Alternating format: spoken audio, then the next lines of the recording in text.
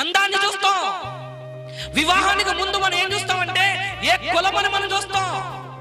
వివాహానికి ముందు మన ఫ్యామిలీ బ్యాక్గ్రౌండ్ చూస్తాం. అందుకు ఒక కీ పెట్టేసుకున్నారండి. ఏ టు ఎఫ్ వరకు పెట్టుకున్నారు అండి. ఆల్ఫాబెట్స్ ఎలాగైతే మనం నేర్చుకుంటామో ఆల్ఫాబెట్స్ లో కూడా వివాహాన్ని ఏర్పాటు చేసేసారంతే. A4 age చూడాలట. ఎవరిది? అబ్బాయిది ఏజ్ ఎక్కువైపోయినా ప్రాబ్లమే, అమ్మాయిది ఎక్కువ ఏజ్ అయిపోయినా ప్రాబ్లమే. కనుక వివాహానికి ముందు ఏం చూడాలట? A4 age చూడాలట. రెండవది B4 బ్యూటీ, అందం చూడాలట. A4 ఏజ్ చూడాలి, B4 బ్యూటీ అందాన్ని చూడాలట. C4 caste. ఏ క్యాస్ట్ అండి మీది?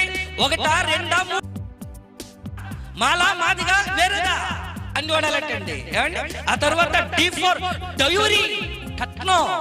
ఎంత కట్నం? అందం ఉన్నా లేదా వయసు ఉన్నా క్యాస్ట్ ఉన్నా కూడా డబ్బు లేకపోతే ఏం ప్రయోజనం? కనుక D4 డయూరీ. ఆ తర్వాత E4 ఎడ్యుకేషన్, చదువు. ఏం చదువుకున్నావు? అంతే కదండి. ఏం చదువుకున్నదండి అమ్మాయి? ఏం చదువుకున్నదండి అబ్బాయి? ఇలాగే అడుగుతామండి. అంటే అందం ఉండాలి, కులం ఉండాలి, కట్నం ఉండాలి, చదువు ఉండాలి. F4 family background. ఫ్యామిలీ ఎలా ఉందండి? వాళ్ళ అమ్మగారు మంచిదా? వాళ్ళ నాన్నగారు మంచోళ్ళా? వాళ్ళ తాత ముత్తాతలు మంచోళ్ళా?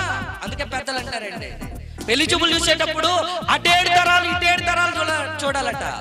ఫ్యామిలీ బ్యాక్గ్రౌండ్ అంటున్నారండి. అంటే వివాహానికి ముందు ఇవే మనం చూస్తాం. ఏ టు ఎఫ్ వరకు చూస్తారు. ఆ ఎఫ్ ఏమండి? ఆ తరువాత జీని మర్చిపోండి. G for God. వివాహాన్ని చేసింది మొట్టమొదట దేవుడే అయితే ఆ దేవుని మర్చిపోయింది ప్రపంచం. అందం చూసాం, అదేమైపోతుంది కొన్ని రోజుల తర్వాత?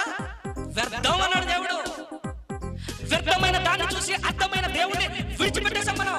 అందుకే దేవుడు ఏమంటున్నాడు తెలుసా? ఘనమైనదిగా ఉండాలి అంటే దైవాత్మ నుండి ఉండాలి.